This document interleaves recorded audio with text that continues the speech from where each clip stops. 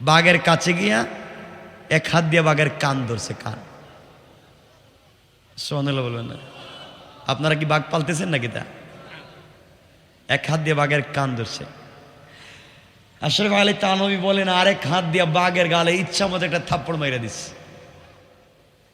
ঈসা রূহুল্লাহ জমিন থেকে আসমানে উঠে যাওয়ার অনেক দিন পরে এই দুনিয়ার জমিনে একটা দেশ ছিল, যেই দেশের নাম ছিল ইয়ামান। এই ইয়ামান দেশের নজরানে এই দেশের বাদশাহ ঘোষণা করে দিল, ওই দেশের রাষ্ট্রপ্রধান, প্রধানমন্ত্রী, রাষ্ট্রপতি দেশের ভিতরে ঘোষণা করে দিল, আমার দেশে কেউ তাওহীদের দাওয়াত দিতে পারবে না, আমার দেশে কেউ রিসালাতের দাওয়াত দিতে পারবে না, আমার দেশে কেউ ইসলামী আন্দোলনের কথা বলতে পারবে না, আমার দেশে আল্লাহর কথা বলা যাবে না, আমার দেশের রাসূলের কথা বলা যাবে না, যেই ব্যক্তি বলবে তার মৃত্যুদণ্ড। এই কথা ঘোষণা করে দিল, এই আইন কার্যকর করে দিল। এই দেশের ভিতরে দ্বীনের দাওয়াত চলবে না, ইসলামের দাওয়াত চলবে না, তাওহীদ এবং রিসালাতের দাওয়াত চলবে না। ইয়ামান দেশের নজরানে ঘোষণা হয়ে গেল আল্লাহর রাসূলের জন্মের অনেক দিন আগে, ঈসা আলাইহিস সালাম জমিন থেকে আসমানে উঠে যাওয়ার অনেক দিন পরে যেই দেশে ঘোষণা হয়েছে, এই দেশের নাম হলো ইয়ামান দেশের নজরান। যেই বাদশাহ ঘোষণা করেছে, আল্লামা উবাইদুল্লাহ সিন্দি ইনকিলাবি তাফসিরে এই বাদশার নাম দিয়েছেন ইউসুফ জোনাওয়াজ। কথা বুঝতেছেন? আমার মূল বিষয়টা বুঝবেন যে এই দেশের দ্বীনের দাওয়াত রাষ্ট্রীয়ভাবে বন্ধ করা হয়েছে। কিভাবে? আল্লাহ এই কথাটা কোরআনে এভাবে নিয়ে আসছেন। আমার তেলাওয়াতকৃত আলোচ্য আয়াতে আল্লাহ বলছেন, কুতিলা আসহাবুল উখদুদ, অভিশপ্ত হয়েছে তারা যারা গর্ত খনন করেছে। এরপরে বলেছেন আন্নারি দাতিল ওয়াকুদ, এবং ইন্ধনের অগ্নিসংযোগ যারা করেছে, মানে কাছে বসে যারা আগুন জ্বালাইছে তারাও ধ্বংস। এরপর আল্লাহ বলছেন ইদহুম আলাইহা কউদ, যখন তারা গর্তের কিনারায় ছিল আগুন জ্বালাইয়া। এখন কারা আগুন জ্বালাইলো, কারা গর্ত খনন করলো, কারা গর্তের পারে ছিল? আপনারা কিছু বুঝছেন? কথা বলেন না কেন? আল্লাহ হঠাৎ করে বললেন যারা গর্ত খনন করছে তারা ধ্বংস, যারা আগুন জ্বালাইছে তারা ধ্বংস, যারা গর্তের কিনারে বৈশা তামাশা দেখছে তারাও ধ্বংস। কে জ্বালাইলো, কেন জ্বালাইলো আমরা তো জানি না। না জানেন আপনারা? আমরা এই বিষয়টাই সংক্ষেপে বুঝবো, কোরআনের এই বিষয়টা, যে কে জ্বালাইলো, কেন গর্ত খনন করলো, কিসের আগুন জ্বালানো হইলো। কষ্ট হবে না তো ইনশাল্লাহ? একটু হাত উঠাইয়া দেখেন কার কার কষ্ট হবে। কষ্ট হবে। আমার মুসলমান বন্ধুগণ, গভীর মনোযোগ। নজরানের বাদশাহ ইউসুফ জুনাওয়াজ ঘোষণা করে দিল, আমার দেশে কালিমার দাওয়াত চলবে না, আমার দেশে তাওহীদের দাওয়াত চলবে না। এই দেশের ভিতরে কেউ যখন কালিমার দাওয়াত দেয় না, এইভাবে একদিন, 2 দিন না 2 যুগ পর্যন্ত চলে গেল। প্রায় 24 বছর চলে গিয়েছে। 24 বছরের ভিতরে এই দেশের ভিতরে কেউ কালিমার দাওয়াত দিতে পারে না, এই দেশে কেউ ইসলামী আন্দোলন করতে পারে না, এই দেশে কেউ তাওহীদের কথা বলতে পারে না, এই দেশে কেউ রিসালাতের কথা বলতে পারে না। যেই ব্যক্তি আল্লাহর কথা, যেই ব্যক্তি রাসূলের কথা, যেই ব্যক্তি তাওহীদ এবং রিসালাতের কথা সমাজের বার করতে চায়, বাদশাহ তাকে মৃত্যুদণ্ড দিয়ে দেয়। এই আইন কার্যকর করেই চলছেন নজরানের ভিতরে। 24 বছর হয়ে গিয়েছে। দীর্ঘদিন পরে বাদশাহ চিন্তা করে, যেই হারে আমার বয়স বেড়ে যাচ্ছে, আর এই দেশে তাওহীদের দাওয়াত দিতে দেই নাই, রিসালাতের দাওয়াত দিতে দেই নাই, আমি তো বৃদ্ধ হয়ে যাচ্ছি। কোনোদিন যদি আমি মরে যাই, বৃদ্ধ জনিত কোনো রোগে অথবা অন্য কোনো কারণে যদি আমি মরে যাই, আর যেই তাওহীদওয়ালা, কালিমাওয়ালা, দাড়িওয়ালা, টুপিওয়ালাদেরকে এই দেশে দ্বীনের দাওয়াত দিতে দেই নাই, যদি কোনোভাবে এই দেশের দাড়িওয়ালা, টুপিওয়ালা, তাওহীদওয়ালা, রিসালাতওয়ালা ওদের হাতে কোনোভাবে ক্ষমতা চলে যায়, তাহলে আমি যে নির্যাতন করেছি বিনিময়ে যদি প্রতিশোধ নেয়, তাহলে আমাকে আমার পরিবার সহ ব্রাশ ফায়ার করে দিবে। কোন ঠিক কিনা? ঠিক কিনা বলেন? আমার বন্ধুগণ, এই কথা চিন্তা করে বাদশাহ ইউসুফ জুনাওয়াজ তৎকালীন জামানার সব থেকে বড় জাদুকর যে ছিল জাদুকর। আমরা একটা বিষয় কম জানি, আজও রাষ্ট্রীয়ভাবে ইসরায়েল ইহুদিরা জাদুবিদ্যা শিক্ষা করে। রাষ্ট্রীয়ভাবে ইসরায়েলিরা মুসলমানদেরকে হত্যা করবার জন্যে রাষ্ট্রীয়ভাবে তারা জাদুবিদ্যাকে প্রমোট করে, কিভাবে মুসলমানদেরকে ধ্বংস করা যায়। কারণ ইহুদিদের এক ব্যক্তি যার নাম লবিদ, সেও আমার নবীকে সেহের এবং জাদু করেছে। কন্যা আউযুবিল্লাহ, সত্য না? নবীজিকে জাদু করেছে, বিশাল বড় একটা জিনিস। বাদশাহ ইউসুফ জুনাওয়াজ জাদুকরের কাছে গিয়েছে। জাদুকরের কাছে গিয়ে বলছে, আব্বাজান, আমি চাই আমি মরে গেলে এই দেশের ক্ষমতায় আমার ছেলে থাকবে। সে মরে গেলে তার ছেলে, ও মরে গেলে তার ছেলে, এইভাবে যুগের পর যুগ, কালের পর কাল আমার পরিবার থেকে এই দেশ নাজরানের ক্ষমতা চলবে। কেউ যেন কোনো সুযোগ না পায়, পৃথিবীর কেউ আমার দেশের কোনো নাগরিক যেন রাষ্ট্রীয় ক্ষমতায় আসতে না পারে। আমি মরে গেলে আমার পরিবার থেকে যেন ক্ষমতা চলে। আপনি কি এই কোনো ব্যবস্থা করে দিতে পারবেন? ইউসুফ জুনাওয়াজকে জাদুকর ডাক দিয়া বলছে, ও বাদশা ইউসুফ জুনাওয়াজ, আপনি চান আপনি মরে গেলে এই দেশের ক্ষমতায় আপনার ছেলে থাকবে, ও মরে গেলে তার ছেলে, সে মরে গেলে তার ছেলে, এইভাবে যুগের পর যুগ, কালের পর কাল আপনার পরিবার থেকে যদি এই দেশের ক্ষমতাকে কুক্ষিগত করে রাখতে চান, কারো কাছে দেওয়া যাবে না। আমি আপনাকে ব্যবস্থা করে দিতে পারবো, বিনিময়ে আপনি আমাকে একটা যুবক দিতে হবে। একটা মাত্র যুবক, প্রত্যুৎপন্নমতি একটা চালাক যুবক যদি আপনি আমাকে দেন, ওই চালাক যুবকের মাধ্যমে, শিক্ষিত যুবকের মাধ্যমে আপনি আপনার দেশ চালাবেন। আমি এই যুবকটা কেমন শিক্ষা দেব, যেই শিক্ষার মাধ্যমে আপনি আপনার দেশ চালাবেন, আপনার বিরুদ্ধাচরণ করবার মতো কেউ সুযোগ পাবে না। বাদশাহ ইউসুফ জুনাওয়াজ ডাক দিয়ে বলছে, বাবা, আপনি কি বলতে চান? আমি একটা মাত্র যুবক দিলে এই যুবকের মাধ্যমে আমি আমার দেশ চালাবো, দুনিয়ার মানুষ কেউ সুযোগ পাবে না। কেমনে সম্ভব? জাদুকর বলছে, বাদশাহ ইউসুফ জুনাওয়াজ, আপনি যদি শিক্ষিত একটা যুবক দেন, ওই যুবকটাকে আমি জাদুবিদ্যা শিক্ষা দেব। আর জাদুবিদ্যা শিক্ষা নিয়ে তার বাড়িতে আপনার দেশে যাওয়ার পরে জাদুবিদ্যার মাধ্যমে স্বামী স্ত্রীতে ঝগড়া লাগাইয়া দিবে, মিল থাকবে না। বাবা ছেলে ঝগড়া লাগাইয়া দিবে, বাবা ছেলেকে দেখতে পারবে না। মা মেয়ের মধ্যে ঝগড়া লাগাইয়া দিবে, পরিবারে থাকবে অশান্তি, সমাজের ভিতরে ঝগড়া লাগাইয়া দিবে। জাদুটোনার মাধ্যমে হুজুরে হুজুরে মারামারি লাগাইয়া দিবে, পীরে পীরে মারামারি লাগাইয়া দিবে, হুজুরে হুজুরে পীরে পীরে মারামারি নিজেরাই করবে। আপনি আপনার দেশ চালাবেন, আপনার বিরুদ্ধে লাগবার মতো ওরা সময় পাবে না। ঠিক নেই? হুজুরে হুজুরে কামড়া কামড়ি আসেনি বাংলাদেশে? কথা বলেন না কেন? পীরে পীরে মাইর আসেনি? এক হুজুর ফতোয়া দিবে যে এই টুপি পরা না যায়, এই টুপি পরা হারাম। কে জানি ওই দিন, আমি জানি না কে জানি, বলতেছে ওই দিন 5 কল্লি টুপি, যে অনেকে পরে দেখছি 5 কল্লি টুপি, এটা নাকি শিয়াদের টুপি। আপনাদের জানা মরেতে পৃথিবীর কোন শিয়ার মাথায় 5 কল্লি টুপি দেখছেননি কোনোদিন কেউ? ওরা জীবনও তো পরবে না 5 কল্লি টুপি। মাথা থেকে ফেলে দিয়া বলতেছে কাইটা ফালায় দেন, 100 টাকা পকেট থেকে দিয়া বলতেছে ওকে 5 কল্লি টুপি দিবেন, এটা শিয়াদের টুপি।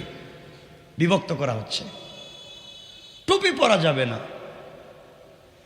মনে রাখবেন, যারা আজকে বাংলাদেশের মানুষকে ঐক্যবদ্ধ হতে দিচ্ছে না, বিভিন্ন খানকায় বিভিন্ন ফেরকায় বিভক্ত করেছে, ওরা আলিম সমাজের দাবি করতে পারে, এরাই হচ্ছে বর্তমান সমাজের ইহুদি খ্রিস্টানদের কঠিন দালাল। ঠিক কি বলে?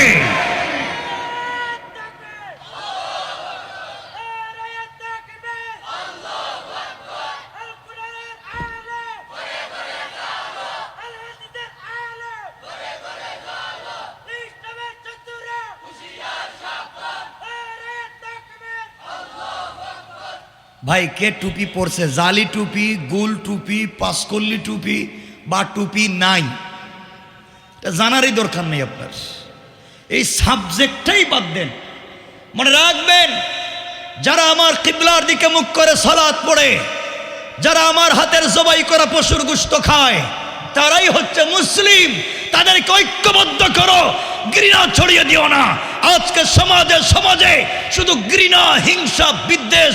আসুন আমরা সকলে মিলে ঘৃণা, হিংসা, বিদ্বেষের বিপরীতে আমরা ভালোবাসা ছড়িয়ে দিতে চাই। ঠিক কিনা বলেন?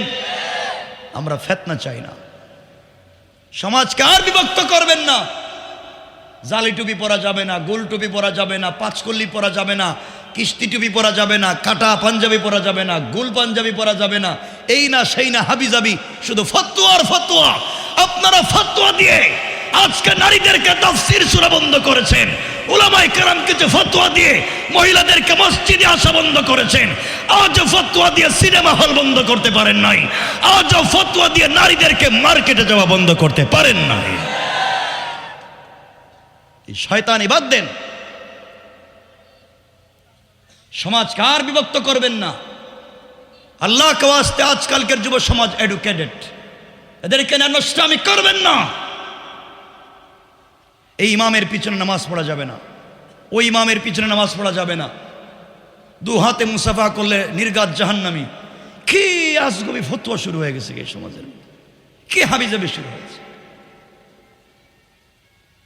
একটা রাষ্ট্রকে ধ্বংস করতে হলে তার সংস্কৃতি ধ্বংস করতে হয়, আর একটা জাতিকে ধ্বংস করতে হলেও তার সংস্কৃতি ধ্বংস করতে হয়। আমরা মুসলিম, আমাদের আলাদা পার্সোনালিটি আছে, আমাদের সংস্কৃতি আছে। ওই সমস্ত সংস্কৃতিকে বিক্রি করে দেওয়া যাবে না। ঠিক কিনা বলেন?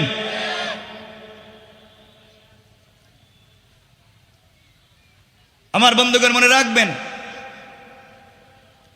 আজকাল বাংলাদেশে হুজুরে হুজুরে মারামারি আছে, পীরে পীরে বলেন না কেন? ওই জাদুকর বলতেছে, বাবা আমাকেও একটা ছেলে দেন, আমি ওরা জাদুবিদ্যা শিক্ষা দেব, আর আপনার দেশে গিয়ে ওরা মারামারি শুরু করে দিবে। ওরা শুধু মারামারি করবে, পরিবারে হিংসা লাগাই দিবে। বাবা ছেলের মিল নাই। আজকে হাজার হাজার নাই, লক্ষ লক্ষ বাঙালি বাবা ছেলে মিল নাই। মা মেয়েকে দেখতে পারে না, মেয়ে মাকে দেখতে পারে না, ভাই ভাইকে দেখতে পারে না, ভাই বোনকে দেখতে পারে না, পরিবার পরিবারকে দেখতে পারে না, এক ঘরের লোক পাশের ঘরের লোককে দেখতে পারে না। আছে না? এগুলো নিয়েই তো ব্যস্ত।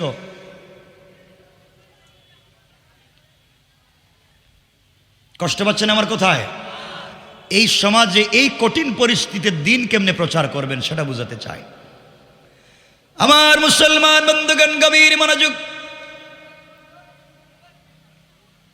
বাদশাহ ইউসুফ জুনওয়াস দেশে ফিরে আসলো। গোটা দেশ তালাশ করে একটা মাত্র যুবককে পেয়েছে, যেই যুবকের নাম আল্লামা উবাইদুল্লাহ সিন্দিন কেলাবি তাফসীরে এই যুবকের নাম দিয়েছেন আব্দুল্লাহ বিন তামের, আব্দুল্লাহ বিন তামুর। যুবকের নাম আব্দুল্লাহ বিন তামের। বাদশাহ বলছে, যুবকরে তুমি শুধুমাত্র জাদু বিদ্যা শিক্ষা করে আমার দেশে একটু ফিতনা লাগাইয়া দিবা, আমার দেশের জনগণের ভিতরে ফিতনা লাগাইয়া দিবা। ওরা নিজেরাই মারামারি করবে, আমি আমার দেশ চালাবো, কেউ আমার বিরুদ্ধে লাগবার মতো সুযোগ পাবে না। তুমি কি ব্যবস্থা করে দিতে পারবে? বিনিময়ে যা চাইবে তুমি তাই পাইবে। আমার মুসলমান বন্ধুগণ, আব্দুল্লাহ বিন তামের রাজি হয়ে গিয়েছে। জাদুকর ভালো করেই জানে একটা মাত্র যুবককে যদি নষ্ট করা যায়, তার মাধ্যমে কোটি কোটি যুবক নষ্ট করা যাবে। আর আমার রাসূল ভালো করে বুঝেছেন, এই পৃথিবীর অপসংস্কৃতিকে দূর করে আল্লাহর জমিনে আল্লাহর দিন প্রচারের জন্যে দুইজন ওমর লাগবে না, লক্ষ কোটি কোটি ওমরের দরকার নাই। আমার নবী হাত উঠে আল্লাহর কাছে শুক্রবার রাত্রে এক ওমরের জন্য দোয়া করেছেন। আল্লাহর রাসূল বুঝাতে চাইছেন, আল্লাহ তাআলা এই পৃথিবীর সকল শয়তানি দূর করার জন্যে দুইজন ওমরের প্রয়োজন নাই, একজন ওমর হলেই সমাজ প্রতিষ্ঠিত হয়ে যাবে। কোন ঠিক কিনা? আজ এই বিশৃঙ্খলাপূর্ণ সমাজকে সুশৃঙ্খলায় নিয়ে আসতে হলে, সমাজের সকল অপসংস্কৃতির জবাব দিতে হলে, শয়তানি বদমাইশির বিরুদ্ধে লক্ষ লক্ষ ওমরের দরকার নাই। আজ যদি বাংলাদেশে 18 কোটি মুসলমানদের পক্ষে একজন ওমর দাঁড়ায়া চিৎকার করে তাকবীর দিয়ে দাঁড়িয়ে যায়, লক্ষ লক্ষ যুবক তার সামনে দাঁড়িয়ে যাবে। কোন ঠিক কিনা? আমার মুসলমান বন্ধুগণ, বাদশা ইউসুফ জুনাওয়াস আব্দুল্লাহ বিন তামেরকে পাঠিয়ে দিল, যাও। দুইটা রিওয়ায়াত আশরাফ আলী তানভী বয়ানুল কোরআনে দুইটা ব্যাখ্যা দিয়েছেন। কেউ বলেছেন এই ছেলেটা আব্দুল্লাহ বিন তামের প্রতিদিন সকালবেলা চলে যায় জাদুবিদ্যা শিক্ষার জন্যে, প্রতিদিন বিকেলবেলা ফিরে আসে। আর কেউ বলেছেন 6 মাসের জন্য চলে গিয়েছে, 6 মাস পরে বড় জাদুকর হয়েছে, দেশের ভিতরে আসলো। আমরা সংক্ষেপ করে বলবো, আমার মুসলমান বন্ধুগণ, আমরা মনে করলাম আব্দুল্লাহ বিন তামের 6 মাস পরে বিশাল বড় জাদুকর হয়, জাদুবিদ্যা শিক্ষা করে নাজরানের ভিতরে আসতেছে। বাদশাহ কোটি কোটি টাকা ইনভেস্ট করেছে, লক্ষ কোটি ডলার ইনভেস্ট করে এই যুবককে বিদেশের মাটিতে পড়াইয়া জাদুবিদ্যা শিক্ষা করাইয়া শয়তানি নষ্টামি শিখাইয়া দেশের ভিতরে নিয়ে আসতেছে, যেন ওই যুবকের মাধ্যমে দেশের ভিতরে অশান্তি সৃষ্টি করা যায়। আজও দেখবেন বিদেশে অনেক লোক পড়ালেখা করেছে, দেশে আসার পরে দেশকে ভালো করে প্রমোট করার কথা ছিল, বরং তাদের মাধ্যমেই অপসংস্কৃতিতে সয়লাভ হয়ে যায়। ঠিক কিনা বলেন? আমার সাথে কি একমত আপনারা? এই যে গেল, আমি এগুলা আমার আলোচ্য বিষয়ের জন্য বলবো না, আর আমি এক বিষয়ের বিপরীতে অন্য বিষয় ঢুকাইয়াও কথা বলতে পারি না, যেটা বলছি একটাই বলবো। এই যে অপসংস্কৃতি সয়লাভ গেল 31st নাইটে, কি শয়তানি নোংরামি, এগুলা বাঙালিদের সংস্কৃতি নয়, মুসলমানদের তো নাই বাঙালি কোনো সংস্কৃতি নয়, এটা হচ্ছে আমেরিকানদের ইংলিশদের সংস্কৃতি, কোন মুসলিম কোন বাঙালির সংস্কৃতি এগুলা হতে পারে? বলেন হতে পারে? হতে পারে না, সেদিকে যাচ্ছে না। আমার বন্ধুগণ, কি বুঝাতে চাই বুঝেন, কোটি কোটি টাকা বাদশা খরচ করেছে আব্দুল্লাহর পিছনে, বিদেশে পড়ালেখা করাইছে, উদ্দেশ্য দেশকে উন্নত করা না ফিতনা লাগানো? বলেন না, ফিতনা লাগানো। বিদেশে পড়ালেখা করে 6 মাস পরে পিএইচডি ডিগ্রি নিয়ে বিশাল বড় জাদুকর হইয়া দেশে ঢুকতেছে। এই দেশ থেকে কালিমাওয়ালা, তাওহীদওয়ালা, রিসালাতওয়ালা যারাই দ্বীনের কথা বলবে তাদেরকে হত্যা করার জন্য ষড়যন্ত্র তৈরি করবার জন্যে যুবক দেশে ঢুকেছে। যুবক যখন দেশে ঢুকছে, বাদশার দরবারে যেতে চায়, রাস্তায় গিয়ে দেখে গাছের নিচে বটগাছের মতো, আশরাফ আলী তানভী লিখছেন একটা বড় গাছ, বেশি ডাল পালো আছে, আমরা যাকে বটগাছ মনে করি, বটগাছের মতো একটা বিশাল গাছের নিচে মাথায় পাগড়ি, মুখে দাড়ি, সাদা দাড়িওয়ালা একজন মুরব্বী বসে বসে গাছের গোড়ায় সত্য ধর্ম কালিমার দাওয়াত দিতেছে। সুবহানাল্লাহ বলবেন না? সকলে একটু আওয়াজ করে বলেন না সুবহানাল্লাহ। কালিমার দাওয়াত দিতেছে, যুবক হাসতেছে, কাছে আসছে, এসে মুরব্বীকে বলছে, মুরব্বী আপনি এখানে বসে কি করতেছেন?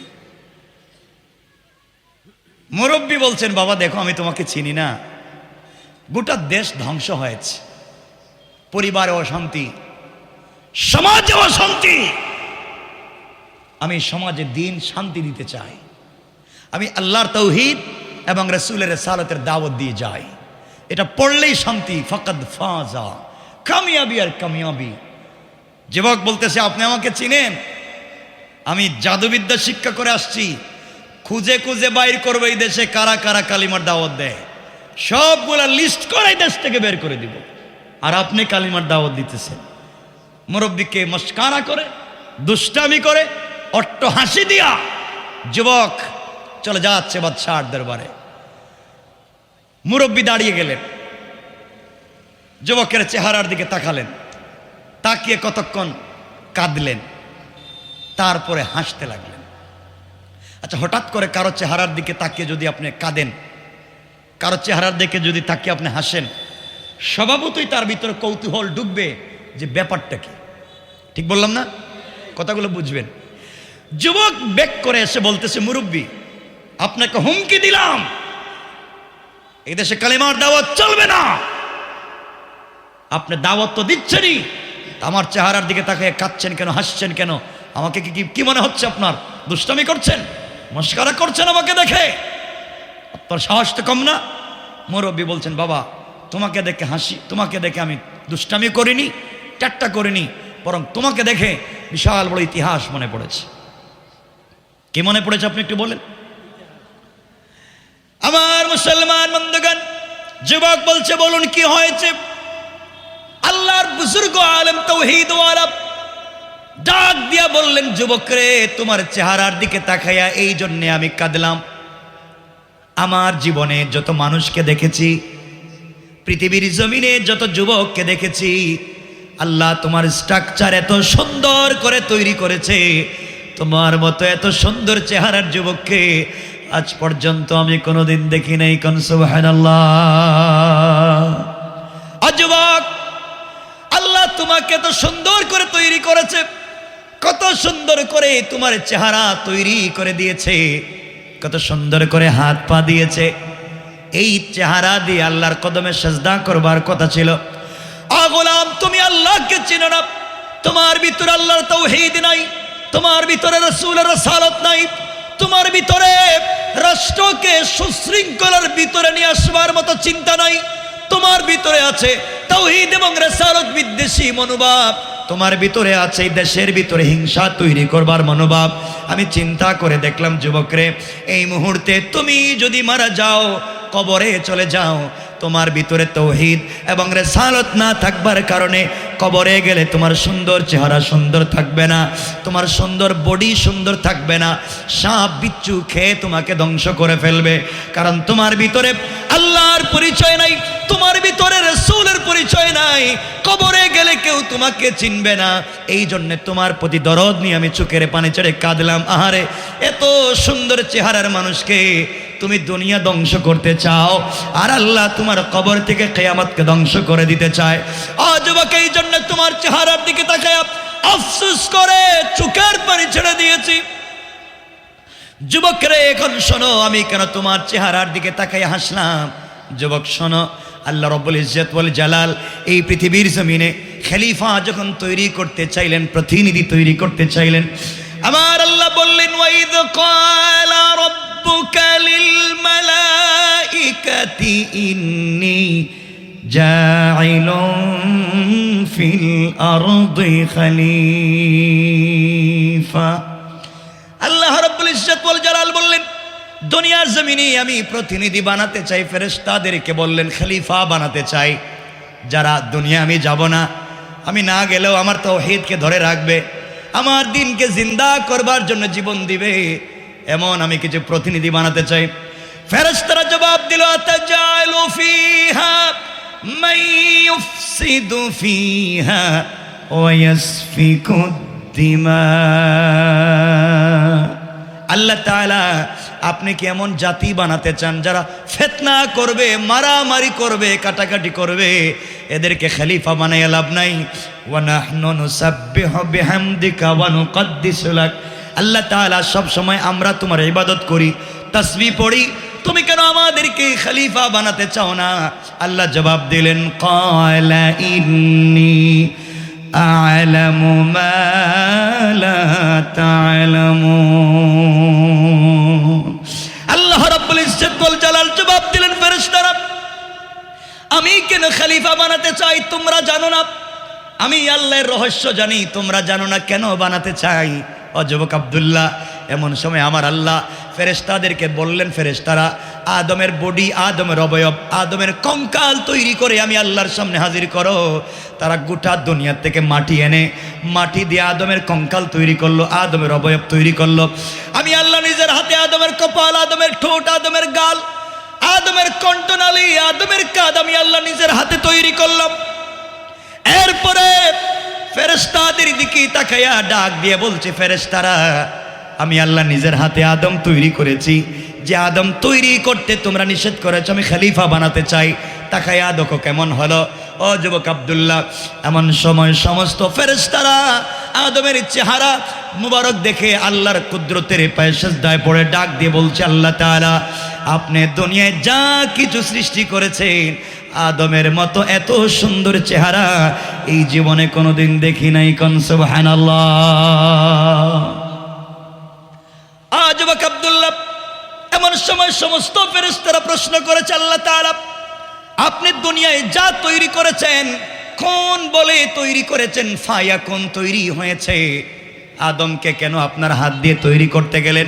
যুবক আব্দুল্লাহ রে আল্লাহ জবাব দিয়েছেন, ফেরেশতারা শোনো, যে গোলামকে আমি আল্লাহ নিজের হাতে তৈরি করেছি, আমার গোলাম তার জিন্দগিতে নাফরমানি করেছে, জিনা করেছে, বদমাইশি করেছে, সুদ খেয়েছে, ঘুষ খেয়েছে, ফেনসিডিল খেয়েছে।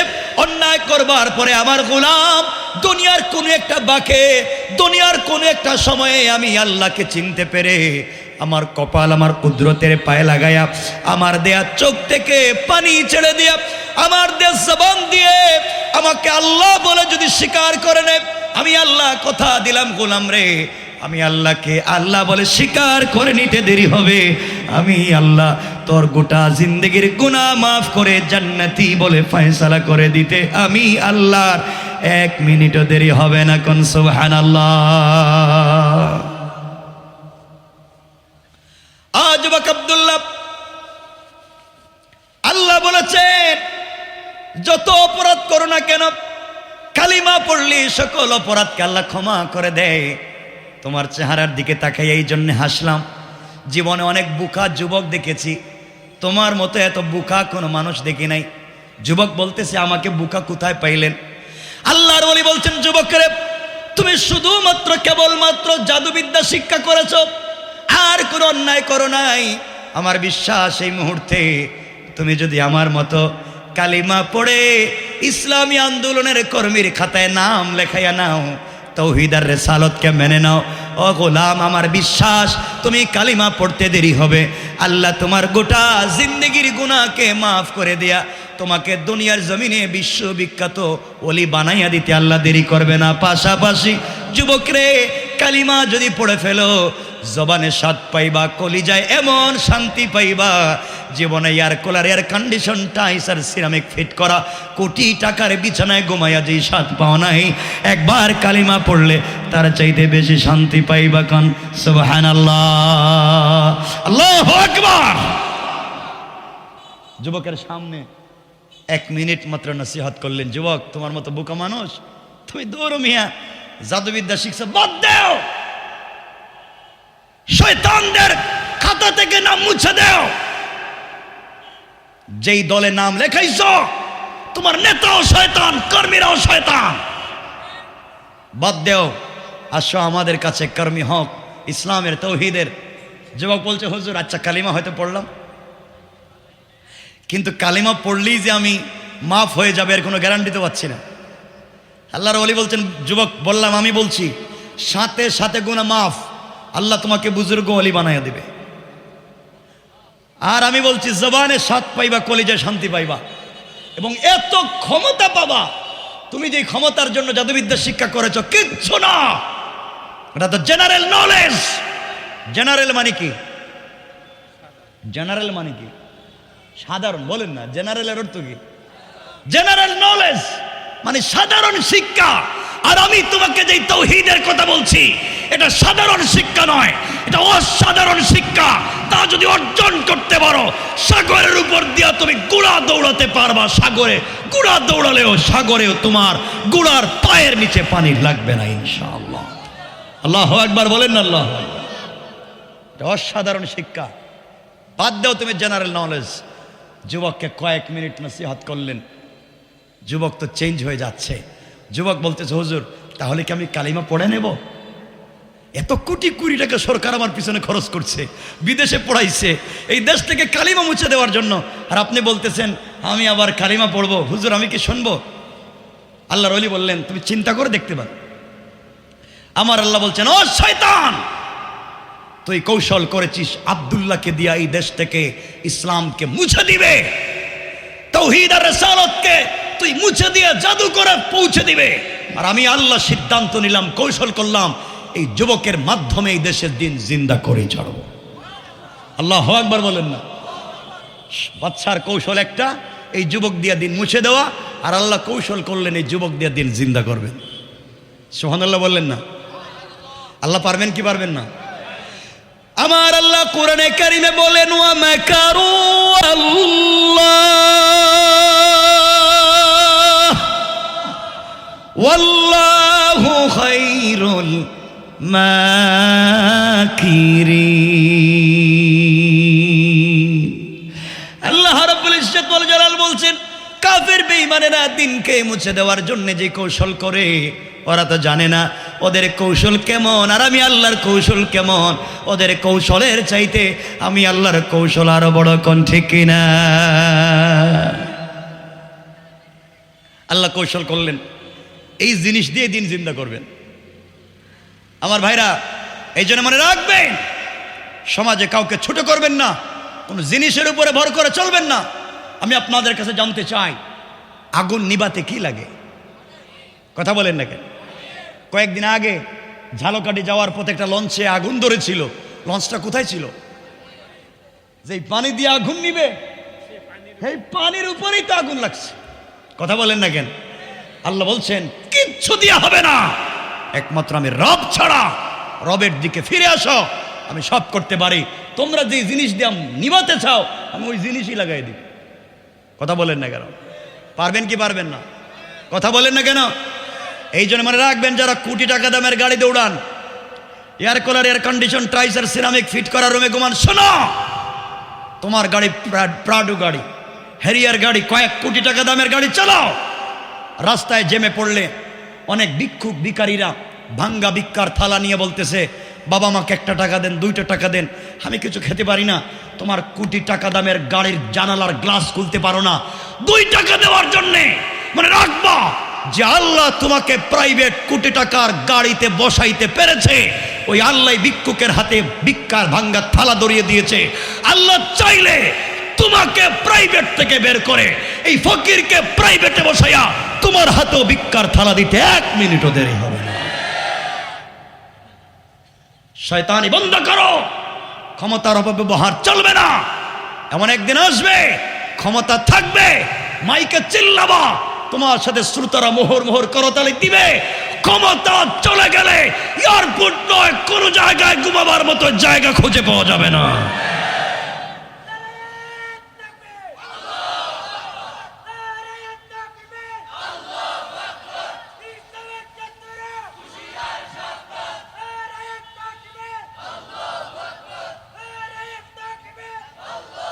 শোনেন আমার বন্ধুগণ, যে কথা বলতে চাই, কষ্ট হচ্ছে না তো আপনাদের? আমি কবে লম্বা করতে চাচ্ছি না, মানে সময় খোলাচ্ছে না, কিন্তু আপনাদের কষ্ট হচ্ছে কিনা তো বুঝতেছি না। কষ্ট হচ্ছে না তো?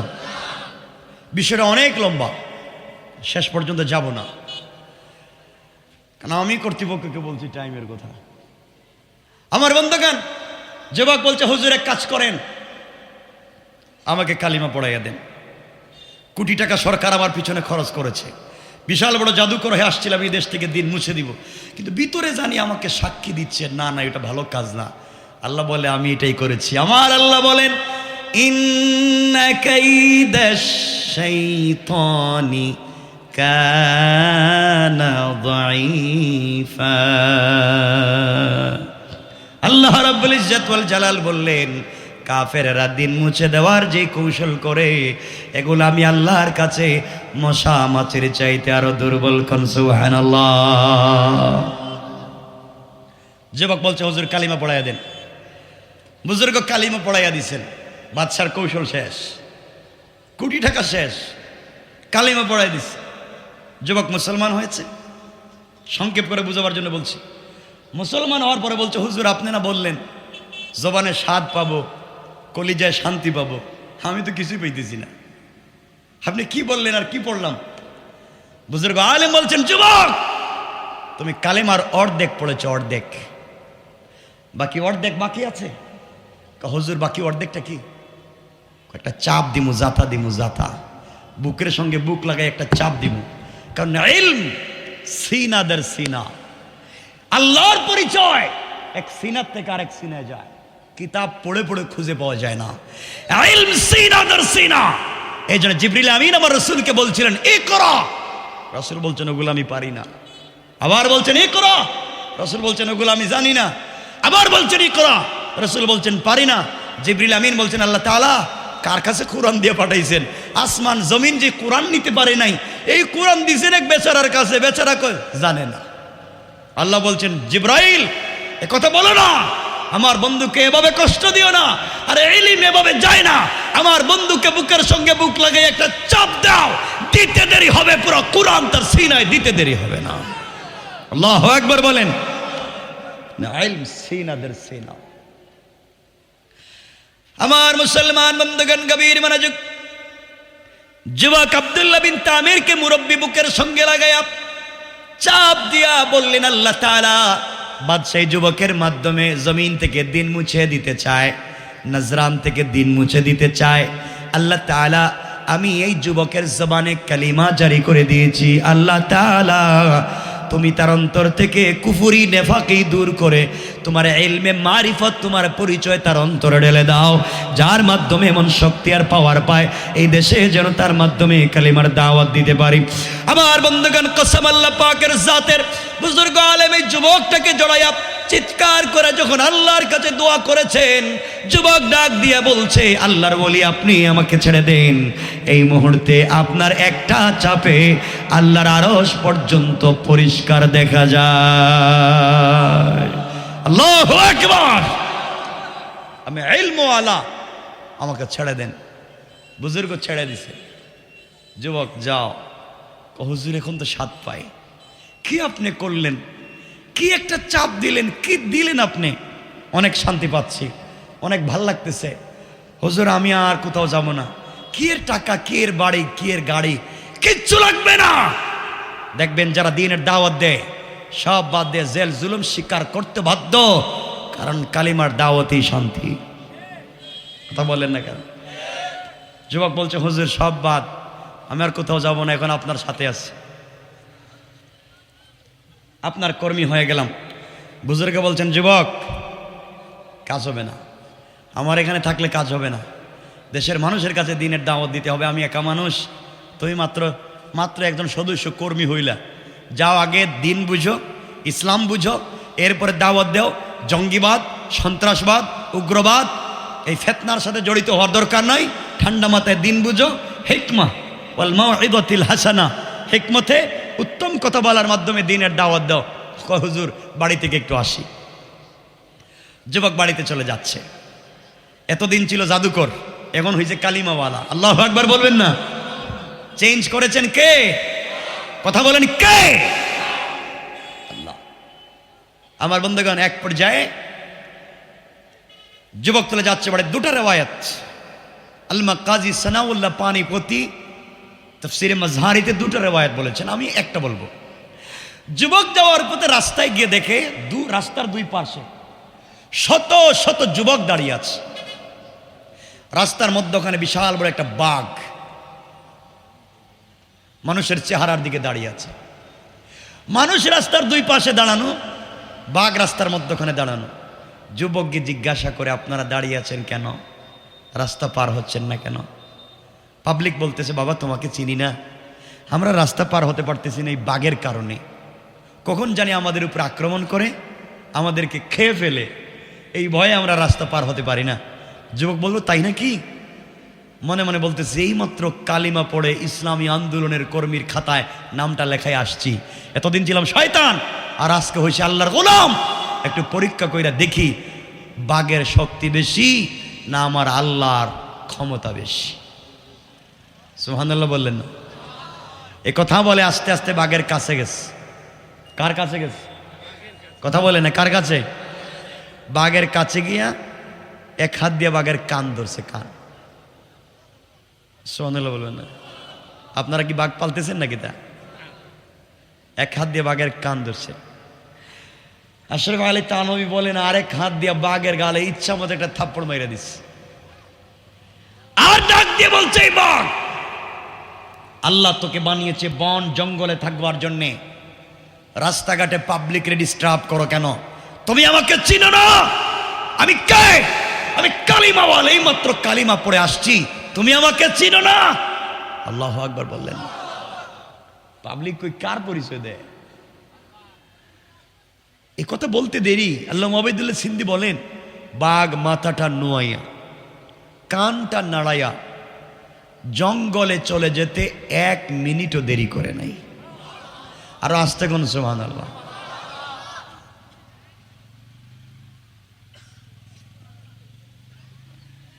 আমার বন্ধুগণ, পাবলিক কয় যে যুবকের কথা বাঘ শুনে হে বড় পীর নাইতে পীর হইব কেডা।